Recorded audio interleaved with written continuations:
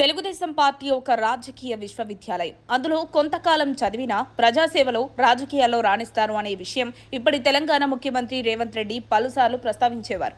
అలా రాణిస్తున్న నాయకుల్లో ప్రస్తుతం టీడీపీ జాతీయ అధికార ప్రతినిధిగా కొనసాగుతున్న జీవీ రెడ్డి ఒకరు.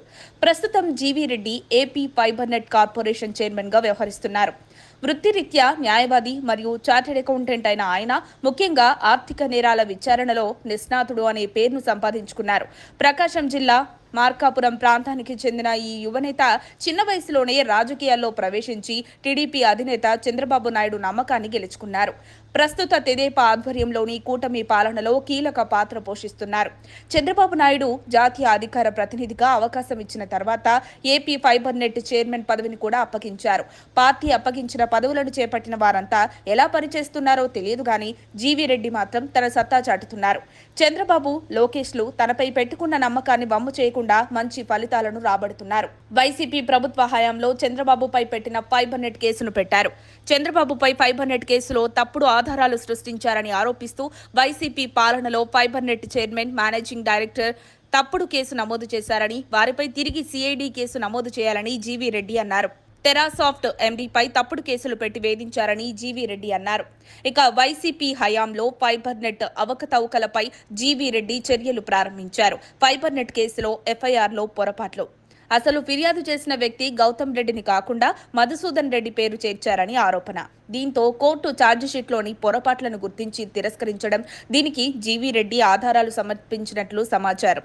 వైసీపీ హయాంలో ఫైబర్ నెట్లో నియమితులైన వారు పనిచేయకుండానే వేతనాలు తీసుకున్న 1200 మంది వైసీపీ అనుచరులను బయటకు పంపించడం జీవీ రెడ్డి తీసుకున్న మరో కీలక చర్య. ఇక వివాదాస్పద సినీ దర్శకుడు రామ్ గోపాల్ వర్మ కేసును బయటకు తీసుకురావడం సంచలనంగా మారింది. ఈ దెబ్బతో జీవీ నోటికి తాళం పడిందని చెప్పాలి. ఫైబర్ నెట్ ఖాతా నుంచి 1.15 కోట్లు నిబంధనలకు విరుద్ధంగా బదిలీ అయినట్లు గుర్తించడంతో వర్మకు నోటీసులు జారీ చేశారు. ఈ నిధుల వ్యూహం సినిమా కోసం ఫైబర్ నెట్ ఖాతా నుంచి మంజూరయ్యాయని ఆరోపణలతో 15 రోజుల్లో ఆ డబ్బులు తిరిగి చెల్లించాలని నోటీసులిచ్చారు.